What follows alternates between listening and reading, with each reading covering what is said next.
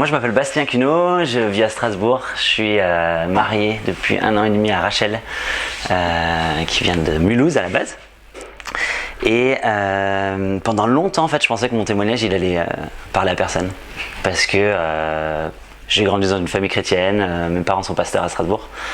Et puis voilà, quand on grandit dans une famille chrétienne, on apprend les choses, mais on n'a pas vécu les 400 coups, on n'est pas passé par la prison forcément, on ne s'est pas forcément drogué, on sait pas.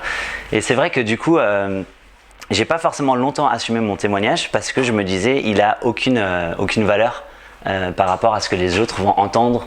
On s'imagine que dans le monde, les gens ont forcément plein de problèmes et que mon petit témoignage de j'ai grandi dans une famille chrétienne, ça va pas leur parler. Jusqu'au jour où je me suis rendu compte que en fait, mon témoignage il correspondait à 90% des gens parce que en tant qu'enfant de pasteur, j'ai grandi un petit peu dans le syndrome de l'enfant parfait. Les parents sont déjà tellement affairés à faire plein de choses dans la vie de l'église, ils doivent prendre soin des gens et donc du coup ils n'ont pas le temps pour nous. Alors ils avaient le temps pour nous, mais il ne faut pas que je leur donne encore plus de problèmes parce que derrière ils ont déjà assez de problèmes quoi. Donc on grandit un petit peu dans le syndrome de l'enfant parfait, il faut faire bien, il faut faire comme ils veulent, il ne faut pas leur créer de problèmes et finalement on perd un peu de vue qui on est, on vit beaucoup au travers des autres et moi j'ai grandi dans un contexte où pour me faire apprécier des autres, fallait que je fasse quelque chose pour eux. Mon identité était basée sur le service. Plus je fais pour eux, plus ils sont contents de moi. Plus ils sont contents de moi, plus moi j'ai l'impression d'être aimé. Plus je suis aimé, plus je suis accepté, plus ça va quoi. Et j'ai grandi dans ce grand cercle vicieux où voilà quoi, je vivais par l'étincelle du regard de l'autre et il fallait que l'autre soit content de moi, soit fier de moi, que je sois un petit peu le gars indispensable. Pour qu'on ait besoin de moi et qu'on du coup on m'accepte, on m'apprécie, on ait envie que je sois là. Et qu'est-ce que ça a intégré ? Ça a intégré le fait que comme je savais pas qui j'étais en dehors de ça, j'avais pas forcément confiance en moi sur les autres domaines de ma vie. J'ai grandi dans un contexte où il y avait plein de femmes autour de moi, la relation parfois avec se faire des amis avec les hommes c'était compliqué, j'étais très à l'aise avec les filles, pas avec les hommes et voilà, gros manque de confiance en moi. Du coup j'ai cheminé, j'étais très actif dans l'église, très actif dans le service, à prendre plein de responsabilités dans l'église. Heureusement que Bastien est là, voilà, c'était un peu l'idée. Et jusqu'à ce que je me mette en couple avec une femme qui d'un coup m'aimait pour qui j'étais. J'avais rien eu besoin de prouver. Et ça faisait du bien. Ça faisait du bien parce que d'un coup, en fait, j'ai pas besoin de construire le fait qu'on m'aime. Elle m'aime pour qui je suis, elle a vu qui j'étais et d'un coup, voilà, elle m'a aimé et j'avais rien besoin de faire. Donc là, j'étais heureux. J'étais vraiment heureux, j'étais là, c'est cool. Sauf que comme j'avais fonctionné comme ça pendant plus de 20 ans, 25 ans, je savais pas comment sortir de ce côté de, en fait, t'as plus besoin d'essayer de construire cet amour ou construire cette acceptation de l'autre. Et le regard de l'autre n'a plus besoin d'être aussi important et aussi oppressant dans ma vie. Donc j'ai pas réussi à sortir de ce principe-là et je suis retombé dans le côté de j'ai travaillé à ce que la relation fasse que en m'impliquant à fond, elle va m'apprécier encore plus et je vais encore plus m'impliquer et elle va m'apprécier encore plus et je vais devenir un peu indispensable et voilà. Alors on aime bien les hommes être le héros de sa femme, mais sur le coup c'était pas les bonnes conditions parce que du coup je subissais de plus en plus la relation que je la vivais. Tout ça a capoté quelques temps avant le mariage. Donc on était fiancés et quelques mois avant le mariage on s'est séparés. La séparation est arrivée parce que j'avais pris conscience à ce moment-là que Dieu voulait pas forcément que je m'implique comme ça dans la vie des gens. J'ai été aimé par lui, mais moi je l'avais pas encore compris comme ça. Moi Dieu, j'ai grandi dans un contexte de service, donc Dieu c'était un peu comme un collègue de travail. Un collègue de travail, on doit faire les choses ensemble, on est content quand le projet avance bien, on est heureux quand ça marche bien, mais quand il y a un collègue qui donne pas sa part de travail, ça fout un peu le bazar quoi, et puis on n'en est pas content. Et Dieu pour moi c'était, Bastien, active-toi, construis le royaume. Mais la notion du papa, qui m'aime comme je suis, je l'avais pas vraiment comprise, pas vécu. Et c'est cette rupture-là qui a fait ce déclenchement où d'un coup, Dieu me ramène un peu à l'essence même de l'évangile et me dit « Mais Bastien, je t'aime comme t'es. Et t'as plus besoin de me prouver quoi que ce soit, je t'aime. » Mais il a fallu que tout mon empire, tout ce que j'avais construit s'effondre. Donc ma relation avec elle, mais aussi mon service dans l'église, le regard que les autres me portaient. Je suis tombé en dépression. Alors le mec était super fort, d'un coup devient le gars faible. Mais c'est qui Bastien? Pourquoi? Donc tout ça s'est effondré. Et je me rappelle, je parlais avec une amie. Et moi je suis dans la construction à la base, je suis ingénieur dans la construction et je lui disais, j'ai l'impression d'être sur une dalle de béton où j'avais plein de choses qui étaient construites, plein d'immeubles, tout s'est effondré et maintenant j'ai juste besoin de savoir où Dieu veut que je construise. Et elle m'a répondu, non, regarde où lui il construit et va le rejoindre. Et ça a été déclencheur.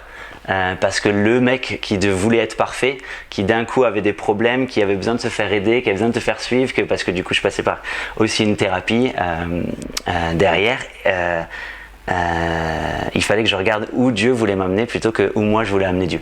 Parce que finalement c'est un peu le résumé de l'histoire, c'est que je servais, mais finalement je me servais de Dieu pour pouvoir vivre ma vie. Voilà, alors cette rupture a déclenché tout ça, qui fait que j'ai pu me rapprocher de Dieu sur cette idée de père. Et comment ça s'est fait? C'est un jour, voilà, cette séparation est là, je tombe en dépression, je suis complètement down, et on avait prévu de faire le voyage de noces au Chili. Alors j'aime beaucoup les voyages, partie de moi. Et je m'étais dit, bon c'est pas grave, marié ou pas, j'y vais quand même. Et sauf qu'à ce moment-là, j'ai dit à Dieu, écoute, je vais au Chili, toi tu restes en France et on verra si on se retrouve. Donc ça c'est bien avant que Dieu me rappelle qu'il est mon père. Et face à ça, la réponse que j'ai de Dieu, alors pas aussi claire que je vais le dire, mais comme si je l'ai ressenti, c'était pars au Chili, tu verras que je serai le premier à t'accueillir. Et en fait, ça a cassé les murailles en moi de Bastien, tu as besoin de faire quelque chose pour être aimé. Où d'un coup, j'étais en train de le renier. J'étais en train de renier ma foi. J'étais en train d'aller au plus bas. J'avais dit à Dieu, t'inquiète pas, je vais au Chili. T'as plus besoin d'être dans ma vie. Je vais vivre ma vie. C'est bon, je t'ai donné tout ce que j'avais jusqu'à maintenant. Et ça se résume à ça. Moi, j'ai plus envie. Je vais continuer ma vie. On verra si on se retrouve. Puis on verra quelle était la meilleure vie, quoi. Et là, quand il me dit, mais t'inquiète pas, vas-y, moi je serai le premier à t'accueillir, je ressens ce côté de waouh, mais là où tu es en train de me renier, j'ai envie que tu saches que je t'aime. Et là, l'amour du papa est arrivé où j'ai rien besoin de faire, tu m'aimes. Et je ressens à nouveau ce côté de j'ai le droit d'être aimé sans avoir rien besoin de faire. Et ça a déclenché un gros tsunami en moi où mon identité s'est j'ai redécouvert mon identité d'enfant de Dieu, que j'avais besoin de rien prouver aux autres pour être aimé, que j'avais plus besoin en fait de me baser sur le regard des autres, de m'activer dans la vie des gens pour pouvoir être aimé, pour être accepté. Et c'est devenu après mon message où en me lançant dans l'évangélisation petit à petit, ça a été mon témoignage et que Dieu pouvait rétablir la confiance en soi, que Dieu nous aimait comme absolument personne, et que surtout j'ai besoin de rien faire pour mériter son amour, ce qui est un petit peu contradictoire par rapport à la vie d'aujourd'hui. Et finalement j'apporte ce message-là aux autres. Et pourquoi mon message correspond à 90% des gens, c'est parce que tout le monde souffre de confiance en eux, on est toujours en train de s'activer pour être apprécié de l'autre, on dépend du regard de l'autre, on a une super mauvaise estime de soi, et dans tout ça on court après à quelqu'un qui nous aime sans qu'on ait besoin de rien faire, quoi. Fort de ce témoignage de mon identité, je savais aussi, du coup j'ai appris à comprendre qui j'étais, et donc du coup quel partenaire j'avais besoin pour pouvoir cheminer dans ce que Dieu m'appelait à faire, dans ce que Dieu voulait pour moi, et aussi dans les lacunes que j'ai besoin de combler, quoi. Et j'ai rencontré Rachel et on s'est mariés, et c'était une histoire incroyable parce que c'était un moment où je voulais surtout plus être en couple, qu'elle m'est un petit peu tombée dessus, voilà. Et en fait avec Rachel, dès le moment où on a habité ensemble, donc au moment où on s'est mariés, on a trouvé notre appartement, avec Rachel on s'est dit, on a vu rapidement qu'il n'y avait pas d'église dans notre quartier. Et l'idée c'était pas forcément d'ouvrir une église du tout, mais c'était de se dire il n'y a pas d'église, mais on va faire en sorte, on va s'autoproclamer entre guillemets pasteur de notre immeuble. Alors je dis autoproclamer avec des guillemets, parce que l'idée c'était bien sûr de ne pas ouvrir une église, mais c'est le côté de se dire ces gens-là, on veut leur montrer qu'on est accessible, qu'ils peuvent venir vers nous pour leurs soucis, leurs besoins, qu'on va s'ouvrir envers eux pour qu'ils puissent se confier à nous, mais aussi on va proposer de prier avec eux. Et finalement en fait on s'est mariés il y a 1 an et demi, et ce qui est dingue c'est que on a commencé à se dire ok, comment on fait? Comment on fait pour atteindre ses voisins? Alors dans l'immeuble, on a commencé à faire un premier apéro voisin, des petits tracts dans les boîtes aux lettres en disant tel jour on fait un apéro si vous voulez nous connaître, si on aimerait bien apprendre à vous connaître. Puis en fait 15 personnes sont arrivées. Et on s'est dit wow, les gens ont vraiment envie de passer du temps à connaître les gens. Et on s'est dit mais en fait les gens souffrent de solitude, souffrent de manque de contact, de manque de réseau ou d'amitié tout court. Et on s'est dit ok, ben en fait ça va être notre mission. On va en faire en sorte de mettre les voisins en connexion, et si on peut parler de Dieu dans tout ça, merci Seigneur. Mais l'idée qui nous drivait à la base, c'était surtout l'amour, avant de les voir convertis. Et on a commencé par un premier apéro, on en a fait un deuxième, un troisième, un quatrième, et en fait on a très vite dépassé la dimension de l'immeuble pour s'ouvrir à un quartier. Où là il y a des applications voisins qui permettent de se mettre en contact avec les voisins, et on a continué les apéros voisins, continué à avoir des dizaines de personnes qui arrivaient, une personne est même venue à l'église, on a pu prier avec d'autres personnes, enfin proposer de prier je crois. Du moins. Et puis après on a lancé le café voisin parce que 10-15 personnes c'est bien mais on rentre pas très bien dans l'intimité, donc hop on a commencé les cafés voisins et là on est à 2-3 et là on apprend un peu à se connaître, et finalement ça nous ouvre aujourd'hui des portes sur la possibilité de travailler avec la mairie, sur des projets, la mairie de quartier, sur des projets, alors à voir s'il y a plus derrière, mais à chaque fois on rencontre quelqu'un qui nous donne une connexion en plus par rapport à un prochain projet. Et si on faisait Noël à Valence à Strasbourg, et si on faisait un projet qui allait combattre la solitude dans le quartier dans lequel on est. Et finalement, en se présentant comme ça sur les réseaux sociaux, sur les applications de voisins, on a vu que les gens étaient hyper sensibles au côté mais moi je me sens seul, j'aimerais pouvoir vivre ça, mais parce qu'ils se sentent seuls, ils veulent donner un coup de main pour pouvoir développer le projet. Et voilà, on se retrouve avec plein de non-chrétiens finalement qu'on connecte de cette façon-là. Et c'est juste incroyable parce que les gens viennent à nous sans même qu'on les appelle, et on vit des projets ensemble, on commence à développer des choses, des amitiés, et un tel veut inviter l'autre et on se fait réinviter, et puis voilà quoi. C'est le gros amour fraternel avec des non-chrétiens, et c'est trop génial. Je travaille à plein temps maintenant dans l'évangélisation, mais il faudrait que je revienne quand même un petit peu au début, comment ça a commencé, c'était marrant.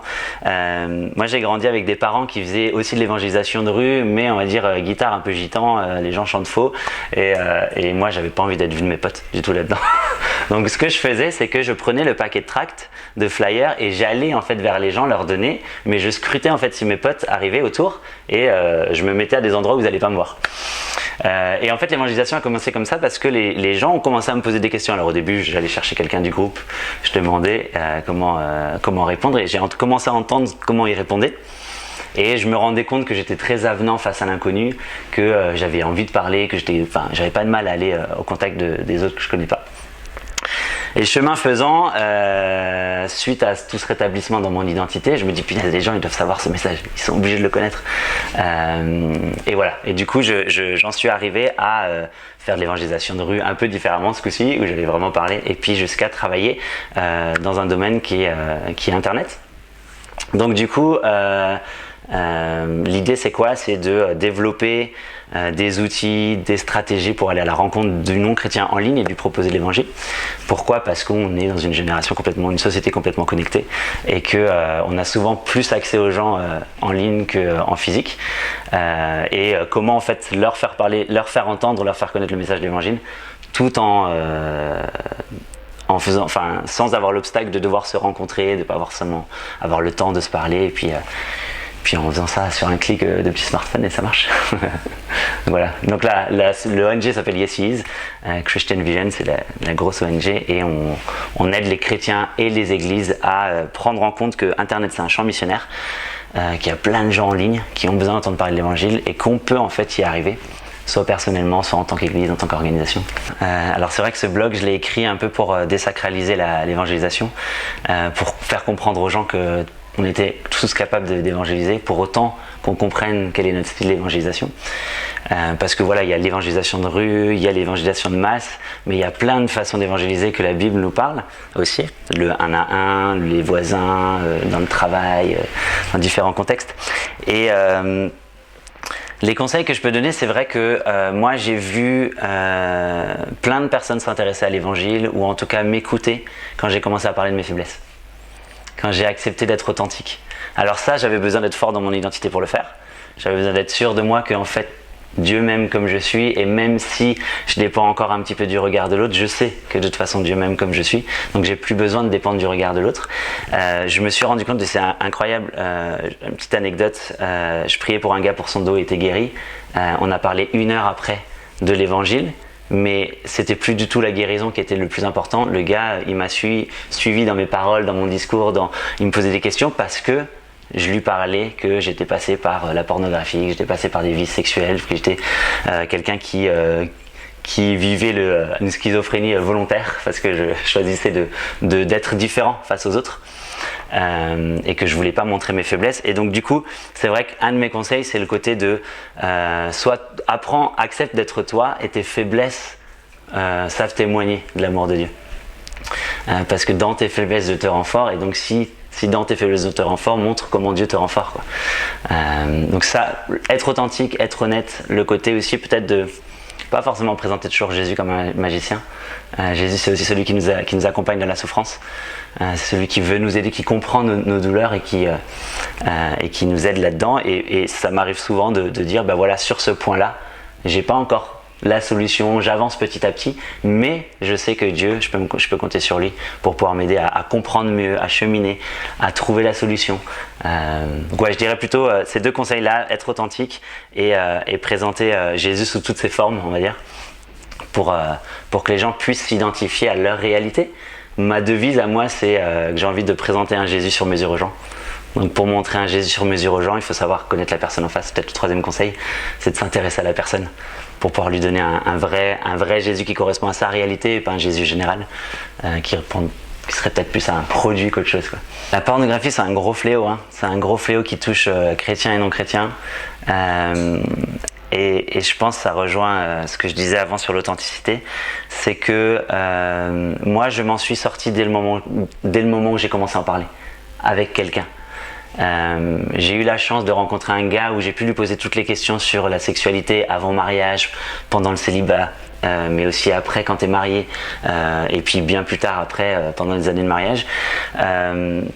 On a souvent honte de nos problèmes, parce qu'on se dit l'autre va me voir comme quelqu'un de faible, mais c'est oublier que Jésus est venu pour les personnes malades qui avaient besoin de lui.